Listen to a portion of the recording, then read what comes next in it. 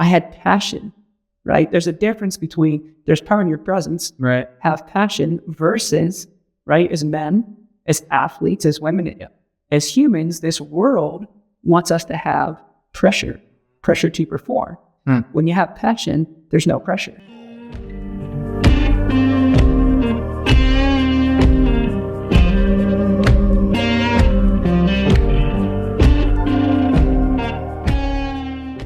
Ben Hinton, you are a child of God, and because you are a child of God, you are a husband, a father of two, an author, and a speaker. You gave a very strong quote, which I love. I'm going to use in the future. It says, "A stranger is just a friend that you haven't met yet." Yes, absolutely. I love it. Welcome to the show, Ben. Thank you. This is awesome. Yep. Yeah, absolutely. Before we get in the interview, I want to talk about your book. It's called Let Faith Grow. Actually, can I have a copy of it? Yeah. So, I just got it. You gave me a little sample of this, which was awesome to listen to. And it talks a little bit about a time in your life where you went through a pretty traumatic experience, it sounds like, the brain injury. And so why don't you talk about your book? Because I'd love to promote it and get it out to as many people as possible. If you're watching this interview, we'll have a copy, or we'll have a location of where to order the book. I think the details of the video, but yeah, and they start with that so much. So the book, Let Faith Grow, Running to Adversity. Let faith grow, let fear go. That's the title of the book. And Let Faith Grow is the acronym LFG. Now, years ago, and I'll say the name. They just say, just a professional player, but maybe people that can relate to this a little bit more because it was a pretty big moment. So Tom Brady, years ago, was on a Monday Night Football game. And the camera was on him when he mouthed, and you couldn't hear it, the audio that he mouthed, "Let's effing go." Mm-hmm. And so that became a very popular, cultural thing in sports, even in the NBA. And when they would celebrate a play or they were trying to get the crowd together, get them pumped up and all those kind of things. And so I got to this point when I was coming up with the name of the book, and I was texting actually friends of mine who were founders of the publishing company Streamline Books, and they're Christians as I am. And so we're getting excited about the process of potentially working together. And one morning, knowing they're Christians like myself, I texted them LFG. Yes. And I already knew LFG meant Let Faith Grow. Yeah.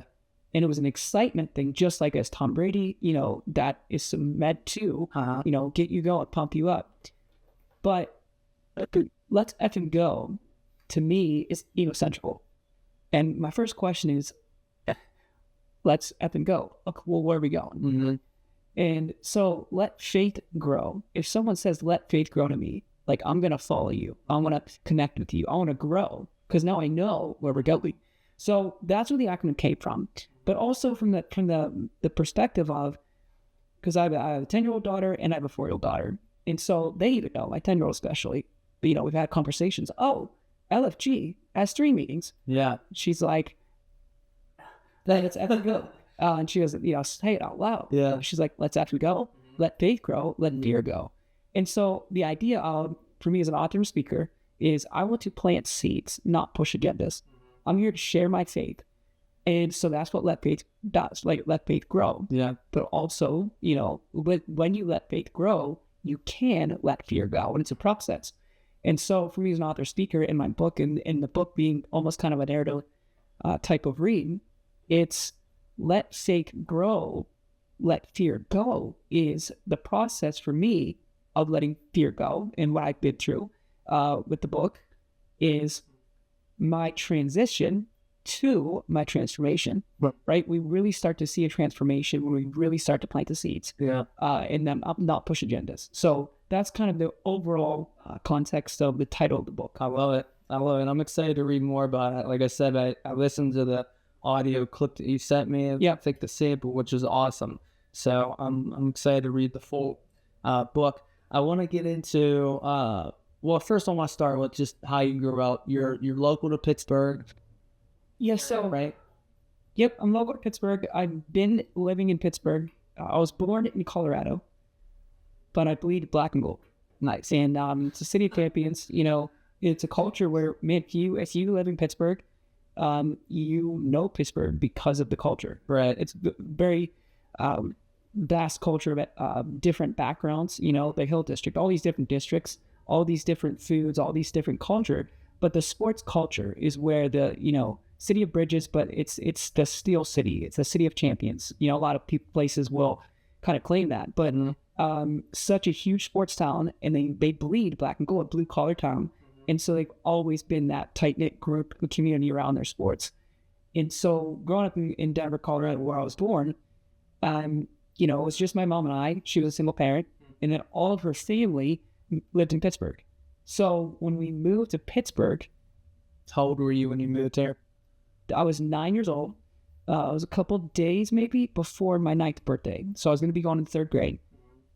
And immediately, because I loved my cousins, I loved my grandparents, I loved the family, we always come back to visit Pittsburgh, even though I lived in Colorado, it always felt like home. So my mom actually asked me, you know, would you like to move to Pittsburgh? And without hesitation, I said, yeah, because it felt like home. And so it really wasn't that long, even though where we grew up from, and I was only 9 years old, I have a lot of memories of being around a lot of great families, a lot of great friends. It was a walking community. So I walked to school. So it's like your neighbors knew each other. And it was a great community, but it just didn't feel like home. And Pittsburgh felt like home. Yeah. So, you know, now that I'm 38 years old, I know I was born in Denver, but I just have that initial, you know, attachment and always will to Pittsburgh. And you're a Pacers fan instead of a Nuggets fan. Yeah, I'm a Pacers fan. How'd that happen? So, the Denver Nuggets, now, I mean, if you're an NBA fan, they have Jokic. But back when I was growing up, the Denver Nuggets were not the greatest team. They, you know, they did actually, one time, they were the first team as an 8th seed to upset a 1 seed. And I remember that when they played the Seattle Supersonics at the time, I remember that scene. We still lived in Denver. But I grew up an Indiana Pacers fan in the 1990s because we had Michael Jordan, then you had everyone else. The Indiana Pacers, they had Reggie Miller, and Reggie Miller, I fell in love with the style that Reggie Miller played with, and there was something about him early on. A seed, you know, I said it a lot, talking about seeds and planting and things and growing. A seed was planted when I was about 6 years old. I wanted to be in the NBA.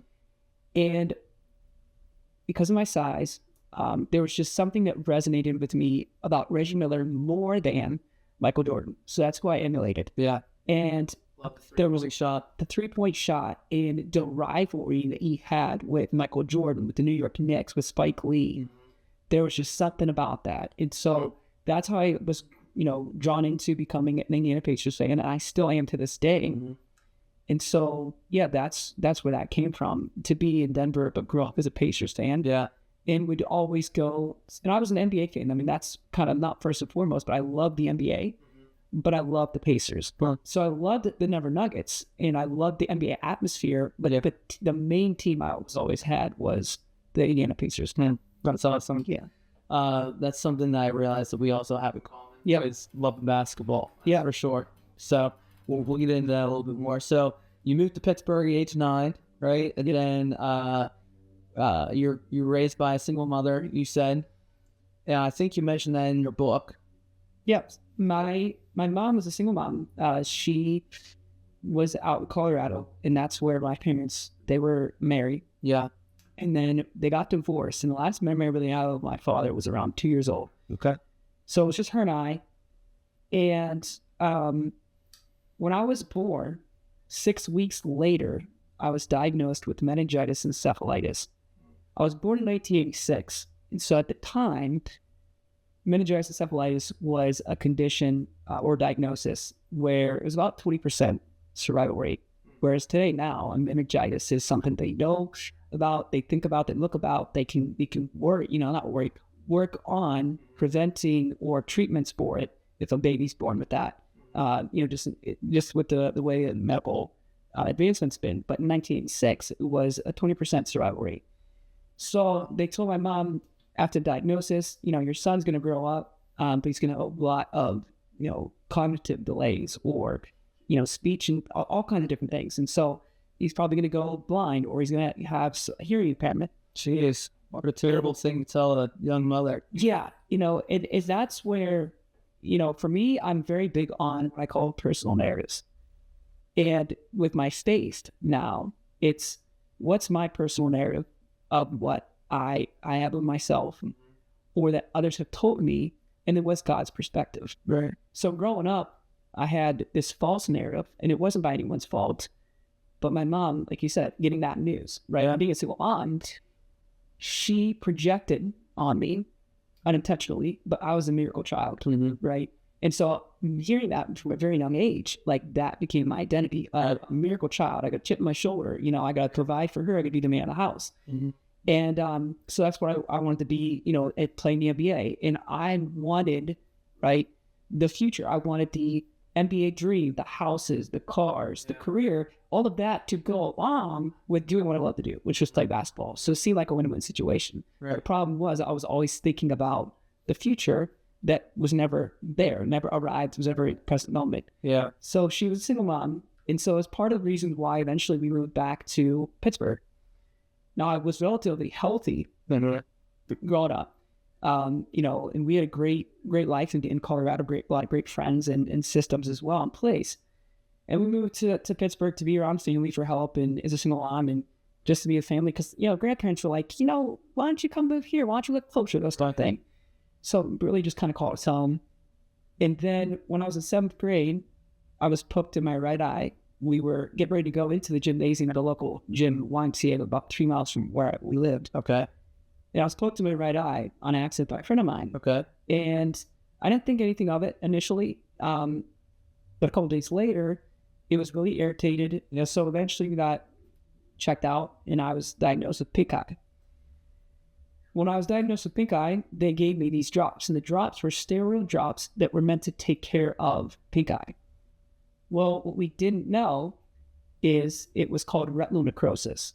And retinal necrosis is a virus that stems from the meningitis encephalitis. Okay. And so it's a dormant virus. And so what we'd later learn on in life, I'm still learning about and dealing with, is this virus that there's no cure for, that's dormant. It can be exacerbated through stress. And we have stress that's physical stress, emotional stress. Yeah. Puberty, for instance, right? That's a stress on the body. So 7th grade is around the time I was, having a puberty. Yeah. And then I got physically poked in the eye. And so the virus attacked my retina. Yeah. And because it was a virus, the drops I was taking put the virus on, it went into Hulk mode. Yeah. So the virus grew very quickly, very rapidly, was detaching my retina. Jeez. And I was in severe pain. So the more I was taking these drops, the more the symptoms of not being able to see, the pain grew. So finally we went to what's called the Eye and Ear Institute in Pittsburgh. And infectious disease had to get involved because of how rare this diagnosis was. Yeah. It was diagnosed by a gentleman just recently, maybe a couple of years ago, or even sooner than that. His name was Dr. Eller. And Dr. Eller was an expert doctor. If you know anything about Pittsburgh, I mean, that's the best kind of healthcare you can get. Doctors, yeah. And so, I was so blessed and fortunate with that to get the right diagnosis and then them to treat it. And they were very aggressive with it, with the different medications, the IVs, injections that were placed into my eye. The virus was suppressed, but the damage of the retina was done. We even had surgery to try to attach the retina, but it was just too far gone. Yeah. So that's how I lost sight in my right eye. And then a couple years later, I was a freshman in high school, and the virus attacked my left eye. And this time we knew what it was. Yeah. So we were very aggressive with it. Dr. Eller was the man in charge of the care. Okay. So we were able to save the vision. And then my book talks about this. And the worst day would eventually become the best day of my life. That's my faith journey and running through adversity. In 2013, I sustained a traumatic brain injury. I was home alone. So we don't know if it was medical complications that caused it, because I fell into the basement of our home that had carpet, but there was concrete under the carpet. My fiance at the time, now my wife, she was at work. In that morning, which a lot of this is recollection of hearing from other people, I remember the very beginning of that morning when I called my personal trainer, said I was not feeling too well, under the weather, maybe with a cold. So I called up I called off going to the gym early that day, went back to bed. Now, I was texting my wife and my fiance at the time and some of my friends till about 11 o'clock. And then all of a sudden, at 11 o'clock, all my communication stopped. My fiance found me when she came home. So by the grace of God, after the fall, in multiple concussions, brain bleed, I, try to get up and maybe call for help or just whatever it was. So I was in the hospital for 18 days. And so jumped from a fall down the stairs and you got back up and you kind of took yourself up to bed. Well, yeah, I didn't even make it out of the basement. So when she came home, she's always said that she describes it as a scene from like CSI. Yeah. Like there's bloods all over the carpet. There's blood on the wall. So that's how we figured I fell down. Yeah. And I was on the couch. I was actually in my underwear, which we don't know why. Now, there was a laundry basket downstairs and a bunch of clothes that were all over the place. Mm-hmm. So somehow the laundry basket might have been like tripped over it or something. And I was probably in my underwear that day because I was going to do clean clothes. Mm-hmm. But it was 4 to 5 hours. Mm-hmm. And for me to be there for 4 to 5 hours, right? Your leadership's born in your trenches. That's where my leadership was born because that's where God's with me, right? And he was there in the trenches. And it would be over time with the faith journey and that it becoming years of my life where that became the transition to the transformation. Were you a Christian at that point? So I was a Christian and I grew up when we moved to Pittsburgh, that's where, look, I'll tell people this all the time. Life's in the details and the details is in God, right? And God's word is alive. And so I was a Christian. I knew God. My mom being a single mom, when I was a kid, like an infant, maybe even younger, she'd read me the Bible. Like she had faith. But there's such a difference in having faith, knowing of God, and knowing God. Right. And so in Pittsburgh, my grandfather growing up, even before the brain injury and everything else that I was going through and growing up around the retinal necrosis and all those things, he was the one that would get me to church every Sunday. Because my mom, she was a workaholic. She also was an alcoholic. And so he was my church. Mm. And, to have your grandfather as your example of taking church every single week. And even at a younger age, where you're like, you don't want to go, and it's like the least thing you're thinking about. But that consistency, and again, planting the seeds year after year after year after year, and me seeing that in him. Right. Like I remember growing up, we went to a couple different churches because he grew up Catholic, but he also took me to a couple different churches that we would go to for whatever the choices were for him. But I was always with him. And my grandfather is one of the strongest, toughest people you could have ever met. And I try to tell people he's a lot like the doppelganger of Clint Eastwood. So, but I would always, and so I never saw him cry, right? But in church, almost weekly, he had the bluest eyes you've ever seen. And I'd look at him and he'd be crying, but not like sobbing, but this just misty eyes of just some tears. Yeah. And now as an adult, I find myself doing that in church, and it connects me and reminds me because I never asked him, but I don't really have to. But it's like now it's happened to me. I have 2 daughters, a 10-year-old, 4-year-old. Now I can see and feel so many connections too when I was growing up seeing that. So again, I grew up in faith. I knew of God, but it wasn't until my brain injury that then I knew God. Because before the brain injury, I was always trying to take God where I wanted to go. Right. After the brain injury, it's like, no, now you're going to go where I need you to go. Yeah. So that's where the transition, interesting, for the brain injury became the transformation. I feel like that's somewhat common with a lot of people. They're Christian, they're professing Christian, they pray to God, they acknowledge God, they've had an encounter with Jesus, but then they somehow take it back and they try to take control and they try to just do life on their own and go here and then expect God to, but with your story, it's so interesting how that now you're in a spot where it's like you had to rely on God 100% to heal you, to save your life, literally, right? And, it's amazing because we talked about this a little earlier. This has really resonated with me recently because it was taped from a friend. He said, because he's baptized, and he starts talking last year on Instagram through messaging and stuff. He lives in Canada. And we actually started doing fellowship. We started doing like voice novels daily. And so we started having a faith walk together. And he eventually got baptized. And so I get to see his faith grow. And he said something the other day. And he said, you know, we get to share the gospel and sometimes share words. Mm-hmm. So it's sometimes the only Bible someone's going to read is you. And so when I look back at it, I was mentioning my friend Brad, and we grew up Pacers fans, and that was in ninth grade that we met. Brad was the one friend that when my wife got me home from the hospital 18 days after my brain injury, Brad was in the basement because we had to come through the basement of that house that I found on the stairs. Yeah. That was like the basement entryway that you have to go to get back upstairs. Okay. So we get home, and he had presents for me, and he also had a banner. And so those are the kind of moments where you look back and you see in your own journey, your own, faith of, wow, God was there. And those are the moments that help your journey before you read the word, before you have a relationship, that you see the seeds that were already planted, right? You stop to dwell on your past once you see God in the past. Yeah. And that's a moment. Like Brad, someone who ninth grade grew up with. Yeah. And our bond was so strong that he visited me in the hospital, right? We're still great friends today, like brothers. Thick as thieves, and he was the one friend, not that, other friends couldn't be there. I mean, there were so many people that visited me, but he made it a point and rearranged with my wife that, hey, when Ben comes home, like, I'm going to give him, a banner and a welcome home and all of these things. So, God's always been there. So you're in the hospital, you have the injury, you come home, you kind of briefly touched on how you were a Christian, but you're trying to take it your own way. So now, then where were you working at the time when you had this? I mean, were you off work? Were you, tell us about all that. I can't imagine.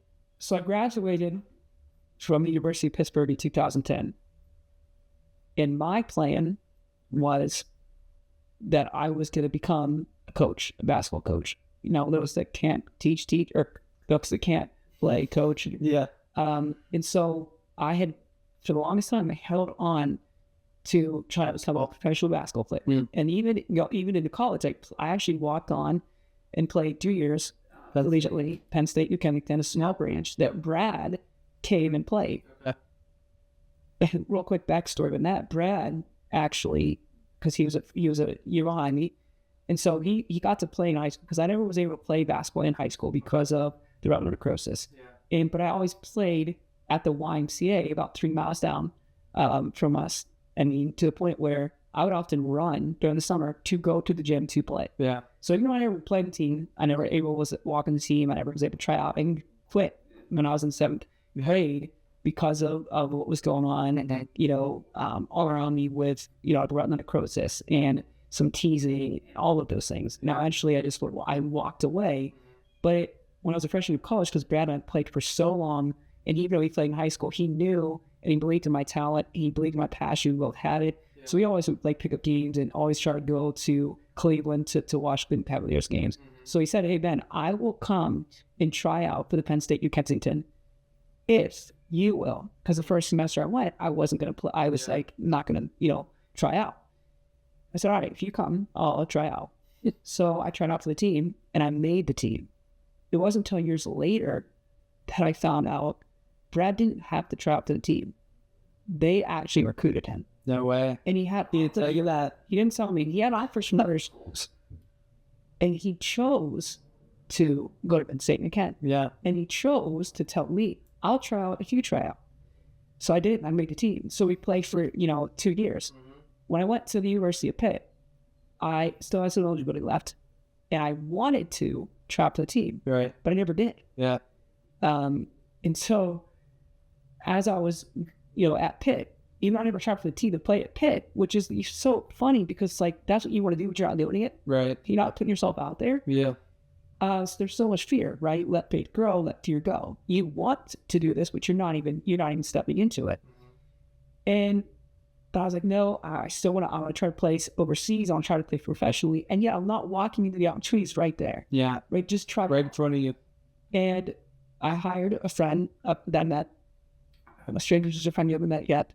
hired a trainer who played collegiately as a point guard in college. And I was like, oh man, if I work with him, that's going to help me get scouts, going to help me get workouts, going to help me get better. So I'm a point guard. And we were working out together over a period of time. And one day he's like, Ben, I think you'd be a great coach. And I never thought about that. I was so tunnel visioned on being a player. Yeah. But when he said that, because of the relationship we had, a working relationship, he was coaching me, I was coaching him, we were in, the trenches, and we were, together. Yeah. What he said had merit. So, oh, yeah, I haven't thought about that. Yeah. So he introduced me to a gentleman named Coach Colombo. I call him Coach Colombo. Coach Colombo ran a camp in that La Roche University for years in the fall, and it was the Player's Edge. Now, Coach Colombo walked on the pit in the 1980s, and is actually in the Pit Hall of Fame, and he was a point guard. So we have a conversation on the phone, not an interview, just a conversation, and Justin, who was a coach that was coaching me, worked as a coach with Coach Colombo. So Justin introduced me to Coach Colombo. Coach Colombo had a conversation, he and I, and he's like, I love your passion.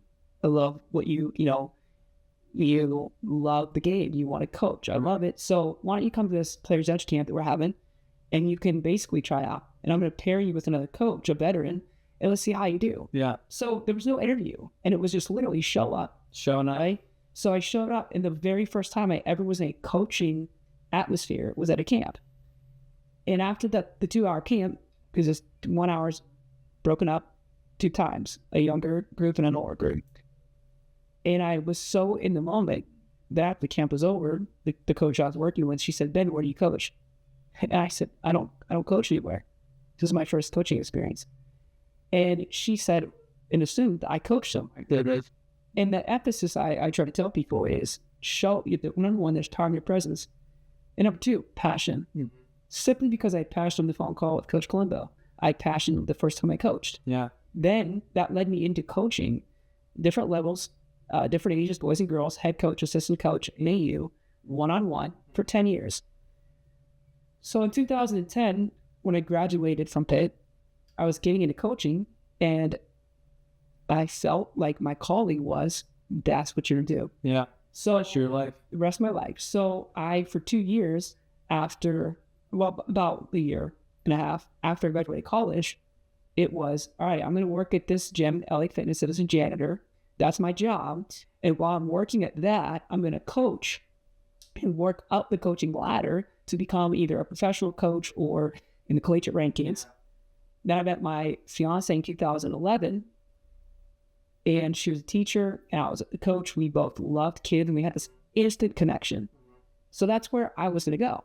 And what's amazing about this is that that's kind of what I presented in my life, right? This is who I am. This is what I'm going to do. And that's what drew us together, right? Then the brain injury. So before the brain injury, I'd recently graduated from college.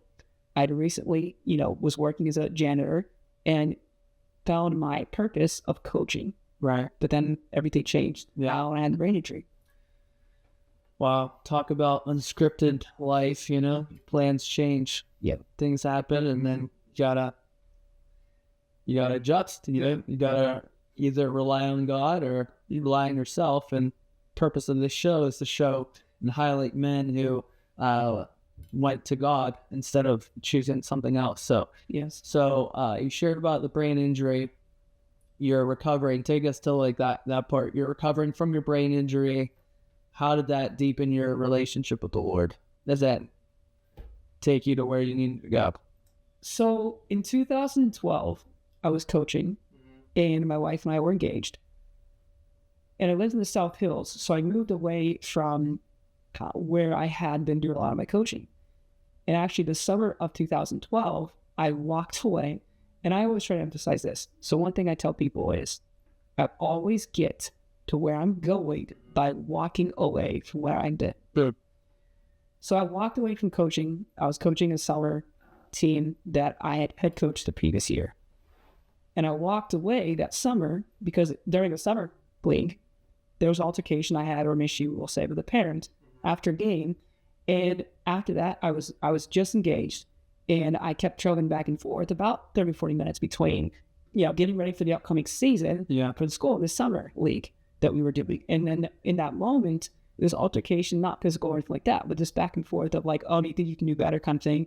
And, player coaches sometimes struggle with parents. They're trying to coach and parent. Right. So you butt heads. And I was newly engaged, and I thought to myself, in that moment, I had this conversation with this parent. I was like, you know what? Like, I'm newly engaged, right? I'm doing this for free. Obviously, I want to do this, but this traveling back and forth and having a fiance, you know what? I can't do this anymore. Yeah. So I walked away from coaching them so that I could be closer full time and to, coach in the South Hills. And I was coaching with Coach Colombo, and we were starting to get in the AAU as well. So I felt like this was the right move to make. But in 2012 was the Summer Olympics, and my wife loved the Olympics. And as I was watching them, I was like, I love these Olympians. I mean, Missy Franklin, back in 2012, she actually was from Colorado. In 2012, there was a massacre, a movie massacre in 2012, and Missy Franklin became, this catalyst of light because it was around that area. She was a teenager. And so the whole community just banded around her in her Olympics. And she was a teen at the time. And so this community had just gone through this horrific massacre that put them on the map. But now she is putting them on the map for something else. And it was the U.S. Olympics. And so there was something that drew me about that. And at the time, I was in my late 20s. And I wasn't playing basketball like I used to. And so, I was coaching it. I wasn't playing it. So I started getting to this point where I don't call it a midlife crisis, but like my wife would want to have kids. And I started feeling like I'm not as healthy as I used to be. I'm not playing the game as much as I used to be. I'm coaching, but there's something off. And the Summer Olympics drew me in. I was like, I want to be as fit as I can be, like the Olympians, and how people look to them to give them hope. So I signed up for a half marathon, and I wanted to be a triathlete. And so here's the irony. I always say, we'll talk about planting seeds. So I remember being in the driveway one day in the summer during the Olympics and was on, and in my driveway, and I'm like, I want to be a triathlete. Yeah. And I was like, I don't like running. I know I'm in good shape. I know I've done cardio my whole life playing basketball. Right. But I'm not a marathon runner. Yeah. What else can I do that I could be pretty good at as an athlete? I was like, you know what? Let's run, let's bike and swim. Yeah. That way I don't have to just do running. I don't like running, right? So I'm the same way. Put a ball in the court and play for 3 hours without even thinking about it. But and on the path, I'm like... And not only that, but it's funny because, Reggie Miller growing up, if you know anything about basketball, Steph Curry could be a great example of this. But when I grew up, there was players like Reggie Miller, then there was Richard Hamilton, and eventually Ray Allen, and then now Steph Curry. These guys, they are runners. Yeah. They were running miles, right, on the court. They're running all the time. Yeah. They're running without the ball. So they're running more than you realize they're running. They're stuck in... Right? They're stuck in the moment of playing basketball. That's what they think they're doing, but they're really running. Yeah. And that's where they're fit, right? And so that's how I grew up, right? So the irony there is that I was always a runner. Yeah. I just didn't know it. That was a seed that God had planted, right? So I knew I was fit, but I didn't like to run. I never ran a race. So I signed up for the Pittsburgh Half Marathon to prepare me for the running portion of being a triathlete. That was in 2012. My brain injury was January 9th of 2013. So it shattered, or really not completely shattered where it was broken, but severely affected the entire balance system on the left side of my body. So now, and how I later find this out the hard way, but I was in at-risk to fall for six months. And because insurance, I was very limited in the therapies I could get. I got physical therapy, but I got very limited cognitive therapies and other things. But I did advance out of the physical therapies very quickly, and it was because of my background in fitness and it being young. Yeah, I was at risk to fall.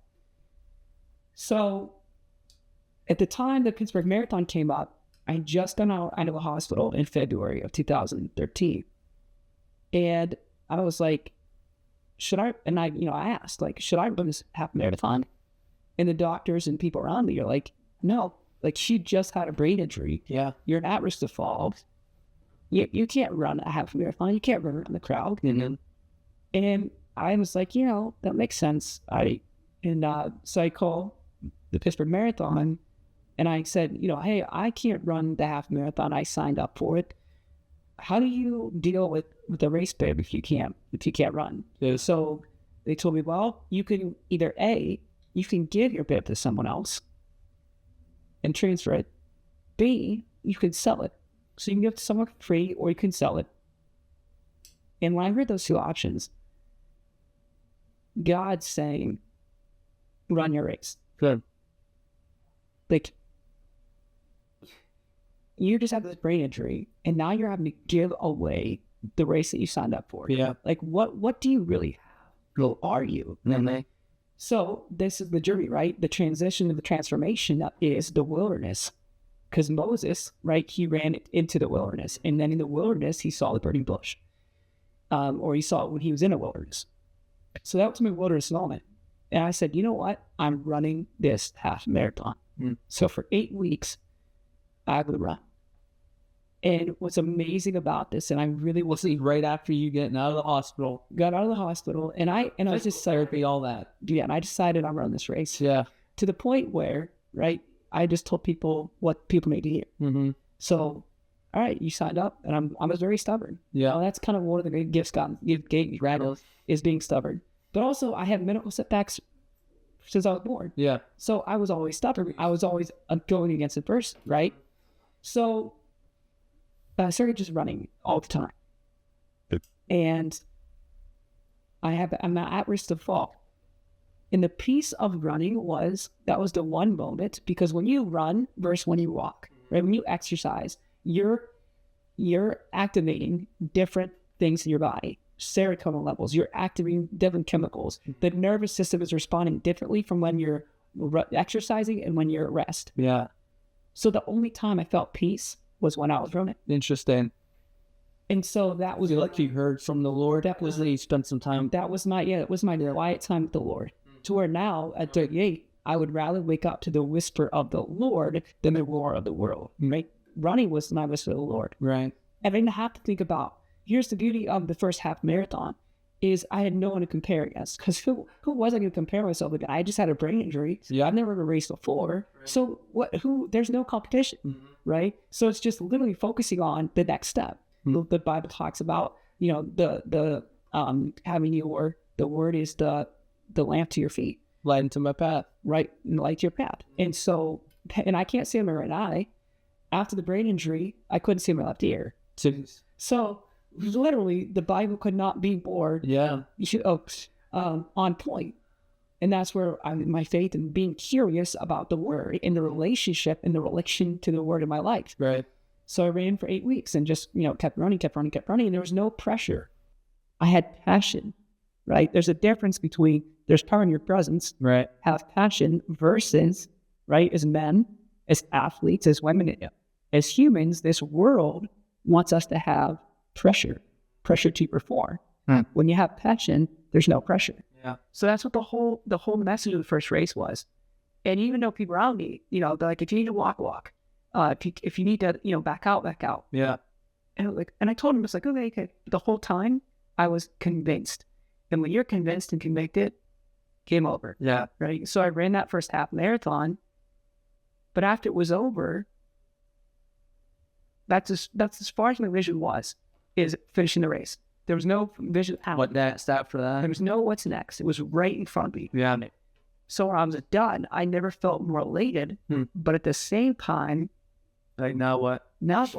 Because here's the other thing. The race weekend, right? I went to go pick up my race packet, and I parked about 0.8 miles from where I parked to what's called the David Lawrence Convention Center. Yeah. It's not a small building, okay? Massive. It's a massive building. Yeah. And I'm walking around in the middle of the daylight, and here I assumed, right?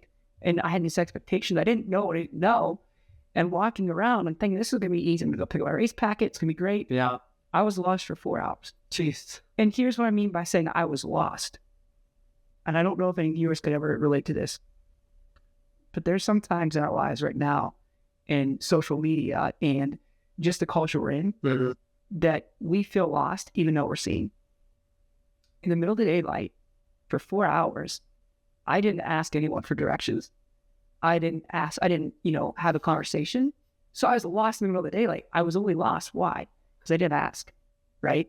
And what happened? I had a panic. I had, not even say ego, but that's when I started to feel broken. Yeah. Because like, what is going on? How am I this lost? So you feel lost. What do you do when you feel lost? Right? You feel less than, right? The reason you don't ask is because you feel ashamed. You feel guilt. All of these things came rushing into me that day. So how was it that I got lost for 4 hours? A couple of days later, I ran a half marathon. So who am I? Which is it? Right? So that's the idea of pivot versus panic. Yeah. Pivot more or panic. Right. So my whole choice has been learning the difference between panic and pivot. Yeah. Because I didn't get brain rehab, or didn't have brain rehab until 2014. So because of the insurances and all the loopholes I had to go through, right, I never had actual brain rehab. It's not like I had a broken leg where you can go and do the rehab for the broken leg. Yeah. I had an invisible injury, right? Life is 9% mental, 10% physical. So it took a year for me to have experts help, right, with the brain injury. Yep. So in 2014, when I had brain rehab, I took a test that said, the test said that you were on a third grade math and reading level. That's when there's a difference between walking into your identity and carrying your labels. That's when I carry my labels. Wow. Right? So the doctor gave you that diagnosis. Yeah, a test. The test gave me that diagnosis. So what happened?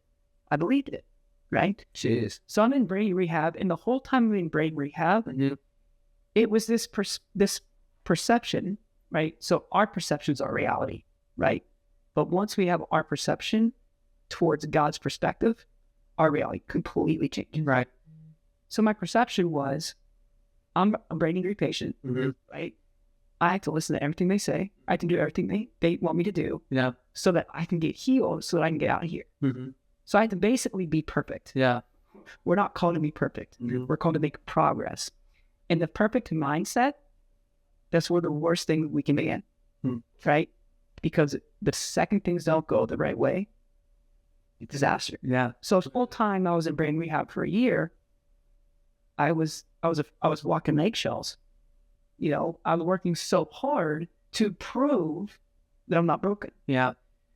And now while I'm in brain rehab for a year, my running journey outside of that, I was running.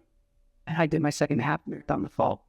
Now, correlation, go back to when I was growing up, I didn't play in a high school team, but I was played basketball behind the scenes. So I'm in brain rehab 35 hours a week, 5 days a week. But then behind the scenes, I'm running. Right. I'm working on myself. Work harder on yourself to do your job. Brain rehab 5 days a week, 35 hours a week was my job. Jeez. But then behind the scenes, I'm running, and that was the journey. And that was the difference of God's here. And yeah, he was there with me in brain rehab, right? The relationships that I built. Yeah. But it was a little bit different. There's a lot more of the world and the labels and what you can do, what you should do, how you should walk. So yeah, I was in there for a year before. And things got better. You saw results after that whole year? So there were results. But as the year was winding down. And you're a husband at this point. Are you a father as well? Not yet. So we had our first child in 2015. So 2011, we're engaged. 2013, right, I had a brain injury. 2013, we're engaged to get married. So now I have to work on myself while providing for my wife, while getting ready to provide for a family and then a house, and then be the sole provider, income-wise, all of that. Yeah. So there's an identity crisis, right? So in 2014, the brain rehab program was a year. It was from 2014 to 2015. Towards the end of the program, I was getting so much better, and I knew it, right? That internal inspiration is greater than external factors. External factors were saying one thing, but internal inspiration was, I'm ready. I'm good. I know who I am. So I was ready to go into the real world, I was ready to go look for a job. I was ready to lick. Brain rehab is great, but it's very both, right? Either as an inpatient or outpatient. But even as an outpatient, it was a bubble because you were constantly in therapies. Yeah. You were constantly being with someone telling you what to do, showing you what to do. Right. And you're not in the real world. You're not buying yourself. Talk about a bubble. Yeah. So I eventually, later in 2014, I went to them and I said, I'm ready to go from 5 days a week to 2 days a week. And they said, okay, thank you for your feedback. Once we have a meeting with the team, we'll discuss, your case. Yeah. We'll discuss it and we'll get back to you. Here's the key. And this is huge on faith. And again, my thing is, I'm here to plant seeds, not push agendas. Mm-hmm. I'm here to help people with their relationship with Christ in their faith journey. Mm-hmm. In 2014, when I asked the case manager, and I came to her, right? I have a father who advocates for me, therefore I can advocate for myself. Right. So I advocate for myself. And they have this meeting, okay? I'm the patient. I advocate for myself. They have a meeting, and guess who doesn't have the seat at the table? Me. So they come back. And they said, you know what? We want you to go from 5 days to 4 days a week. Yeah. So at this point, I get to the point where I start to stand up for myself. Yeah. So I had to fight my way in a few things out of brain rehab to the point where it's like, I'm done and that's it. Yeah. Like enough is enough. Now, fast forward, you and I sitting at a table, right? Mm-hmm. Fast forward, I'm an author and speaker. Mm-hmm. I sit at tables, right? Mm-hmm. I go to networking groups. That's why there's power in my presence. My relationship with Christ and my faith from before the brain injury to after the brain injury is this simple. He has a seat for you at the table. Not only that, he'll sit with you at the table. Mm-hmm. He's the one who sat with me from when I was in brain rehab, when I wasn't invited to the table, right? That one-on-one time. Where was I? And my one-on-one time, he was sitting with me. I started reading the Bible again in 2016. I still have notes in my Bible, or sorry, notes on my phone of the things that I was reading in 2016. Yeah. Where did I start seeing the most progress in my life? This is when I started reading the Bible. Reading the Word again. Not constantly listening. And again, you want to listen to what I have to say. Yeah. I'm not saying don't listen to doctors, right? But you have to understand the relationship with Christ, right? Just like you can't go to church Sunday and then not do anything about it Monday through Saturday, and listen to the world and do what the world says, and then show up Sunday. Yeah. Right? Sunday's where you come to get your, fuel the soul so that Monday through Saturday, you can go and do the work. You can go on and do the Great Commission, right? Go on and live with faith and spread the gospel. And so my life changed when I realized who was sitting with me. Who you were. Yeah. Yep. That's, man, what you just kind of explained and went through is so powerful, because I think about, I'm with you, doctors are good. We need doctors. The word is critical to our lives. We need the word. But how many people in life stay in their same situation because they just listen to what someone else tells them to do, and that controls them? And like I said, I'm with you. It's like, you were able to go through rehab and then get better and things like that. But then it was like you were at that point where they wanted you to stay there, and it's like, but then you read the word, you found out your identity in Christ, your faith grew, and then God was able to give you a seat at the table, take you out of that. And I hope this interview encourages so many people who may feel stuck in a position where it's like they're being told what to do, and they're believing what other people are saying about them in their situation. And so because they're doing that, because they don't know who they are in Christ, they're going to remain in that situation for as long as they choose to be. But in your case, like you said, you read the word, you found out your identity in Christ, and then you're an author, you're a speaker, you ran a race, your life has escaped that that period of life where you were just believing that you were just going to stay, where you're going to go from 5 days to 4 days, you know, that's pretty powerful. So you start reading the word again, and then walk us through that point where now you're reading the word. They tell you 4 days, you stood up for yourself, and tell us that period, like 2016. Yeah, 2016. So after breaking rehab, I got into work. Mm-hmm. You know, my first job was in retail. Oh, And so while I was working though, then I kind of was in a new place where a new environment, right? Basically real world. Now that I'm not in breaking rehab, right? It was a new environment. And so I really struggled with, I was still on my journey where I did not really remember so much of my life prior to the brain injury. Like I used to have an identity crisis of, are the things that I'm remembering did they actually happen? Because I had struggles with my birthday. I had struggles with people's names. I don't remember a lot of college. Now, what's amazing is that my memory, I know now more about my memory, and I'm so great with my memory in a lot of ways than I ever have been, just because I'm in the Word. But in 2015, I was still lost because now I got to work, right? And it's now that rat race. Yeah. And now it's got to work, got to provide for my wife, my family. But I'm at a job where it's like I'm making $15 an hour, and I'm on break where my break for me to get food, that food I'm going to eat is more than what I'm making in that hour.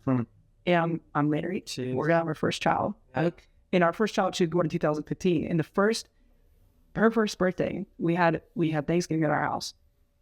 And my wife's family's there. And that year, in 2014, during Black Friday, I had to go work. So I had to leave our house while we were hosting Thanksgiving. She was in her high chair in our kitchen. I didn't say this out loud, but I remember looking at her and I said to myself, next year, I'm not working Black Friday. Yeah. I'm going to make sure that I provide for my family. And there's so much. Here's the thing about providing for family. Yes, we're called to provide financially, but we're called to provide so much more than that. Yeah. Be present. So eventually, my wife, as I'm working, I went from retail Panera Bread. Then I got into what was called Babies R Us, which was affiliated with Toys R Us, who eventually bankrupt. But as I was working there, I was still dealing with my identity problem and the crisis of every single time as I was working at the register, every single time I was at the register, every single time the door would open and my boss would walk out of the door, he wouldn't have to say a word. Every single time he walked out of the door, my immediate thought was my fear, basically, my fear or timidity. What did I do wrong? Yeah. What happened? What did I do wrong? Because I felt labeled. Again, because I was labeled with a 3rd grade math and reading assessment. So the only affirmation I had, which should be the only affirmation I need, was Christ. But I didn't have the environment around me necessarily that was, remind me also because I didn't communicate how I felt, right? That's a mental health. Mm-hmm. So I was like, man, and so I always had anxiety. And so I was working so hard, but I was getting so burned out because I wasn't working to work to rest, right? So I never rest. I never had rest. I was never recovering. And so I went from there and I worked in retail at Babies R Us. And finally, my wife in 2015, she's like, I think you'd be a great paraprofessional. Paraprofessional is someone who works with kids with autism. And the school district I would eventually work at in your hometown also was autistic or autism and life skill students. And so I worked in that capacity from 2016 to 2001. That became my first real job after my brain injury, and I loved it. And in that job, talking to people and getting to know people and letting my guard down, right, and being the light, seeing the light, and being in the right environment that God needed me to go, right? He's led me there. He's always leading you. So he led me there. And that's when people really started saying things like, you should write a book. Because I would talk to people. I'd be around people. I loved people. I had always loved people. So the journey was that the enemy was trying to get me and isolate me away from people. Right. The brain injury, right? The labels, the isolation. It's like lack of identity. The pivot is the wilderness. The panic is the isolation. So the more I was pivoting the Lord, the more the light. The more I'm hearing things, Ben, you should write a book. Ben, you're so encouraging. You're so positive. Yeah. And there was one woman in general. Her name was Miss W. Collard. She came to work in the school that I was already working at. So I was there. Then she came, and then we became friends. And it turns out we went to the same church. No way. So over time, getting to know her, like every time we see each other in the halls or in the mornings, we were just constantly, chatty Cathy. Yeah. And she'd say, like, you need to write a book. You need to write a book. Well, guess what happened? I wrote a book. And I wrote the book hearing that from her when I was a paraprofessional. Right. So I love being a paraprofessional. I was good at it. I had such a great relationship with the students, the staff, the parents. But God's calling was, right? This is Galatians chapter 1, verse 10. I encourage people to look it up and to read what Galatians 1:10 is and who we're supposed to work for and being servants of Christ. Because I loved being a paraprofessional. I was making great impact. Right. But in the inside, pay attention to the tension in your life. Mm-hmm. The tension in my life was, and when we say that there's something more, sometimes it comes off of like the word better, or there's something better. It's not that. Something more means that we're called to something else. Greater, yeah. Or something else, yeah. Yeah, something else, something greater, another purpose. Yeah. And so God has to be for you to do. Yeah, and sometimes in our culture can be looked at a little differently, not like we're chasing something, right? And we don't appreciate where we're at. That's not the case. It's just that we are meant to plant somewhere else. Yeah. So I committed to writing a book, and so my book was published in 2023, and then 2024, December of 2024 into 2025, I committed to being a speaker because I already had the book in 2023, and the journey of that was, I didn't come in with this huge, massive book launch and being a speaker right away, because my thing was I just wanted to write a book. Mm-hmm. It took me for a while to realize, oh, it's okay to have titles. Titles, labels, and identity, right? Those are three different things. I wanted to write a book. Well, when I wrote a book, guess what my title is? I'm an author. Yeah. I never thought of it that way. Yeah. So it took me a while to step into the role and the title of being an author and accepting that, right? Because there's only times when I was growing up, what was my identity? Playing in the NBA. When I first started running, I struggled with, am I a runner or am I a coach or am I a basketball? Yeah. So I eventually walked away from basketball as my identity and then walked more fully into being a runner. Yeah. Right? So after with the book, now you have a book, that's great. Now my identity, let faith grow. Right. Let your identity continue to grow. Look, the Israelites, right? What did they do? Did they pivot or panic? Well, they panicked. They wanted to go back to Egypt. Yep. So for me, then I stepped into, I wrote a book, great. Now I'm going to step into the role of author, great. Now I'm going to step into the role of a speaker. And so that's where I'm at now. So I wrote the book. Now the book covers all of my races from 2013, the first one I did, all the way up to 2023. So I've done either half marathons, 5Ks, 10Ks. And it shares too the journey of, you can even see it in my book when you read it, the narration feel of it is, don't chase things, chase Jesus.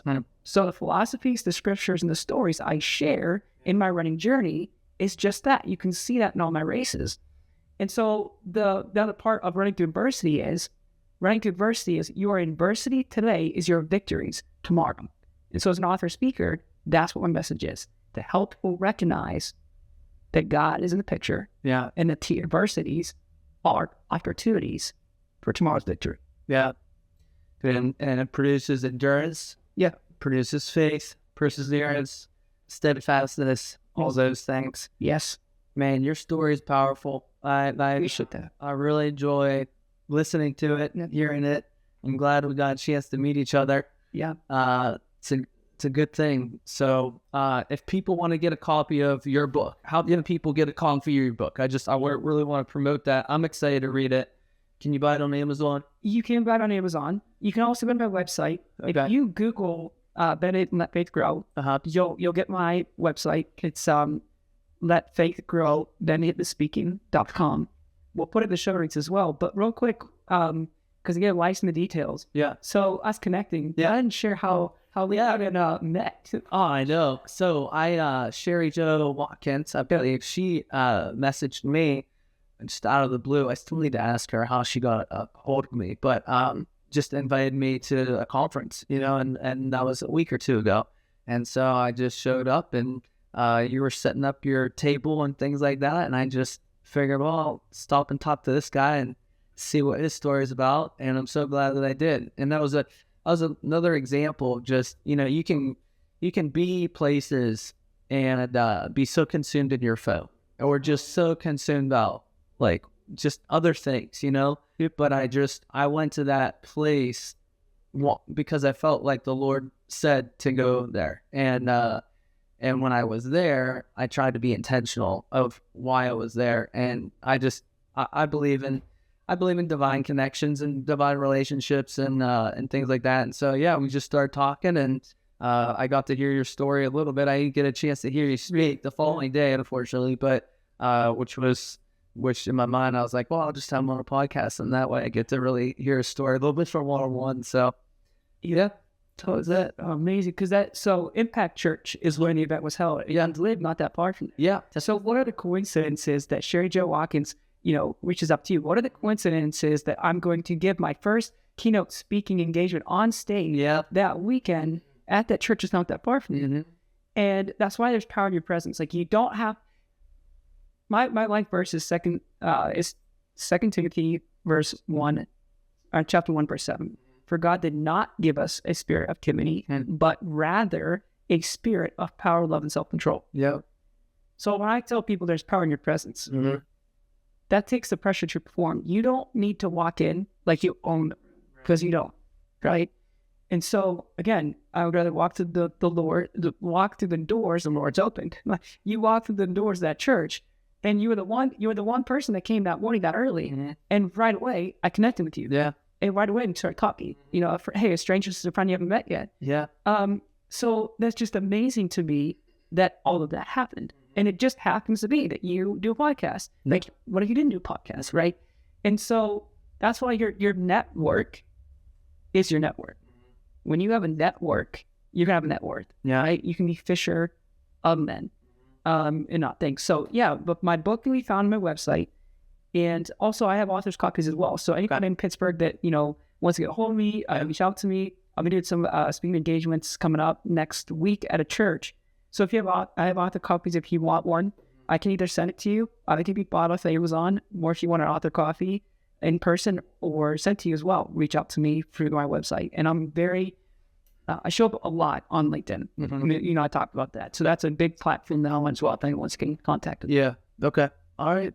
Awesome. Well, thank you for sharing your story, man. Thank you for having me on the show. Yes. I really enjoy getting to know you. I look forward to getting to know you more. Yes. And thank you so much. And it's definitely going to be something, a relationship that keeps growing. Yeah. And seeds have been planted. So yeah, absolutely. Thank you for that. Absolutely.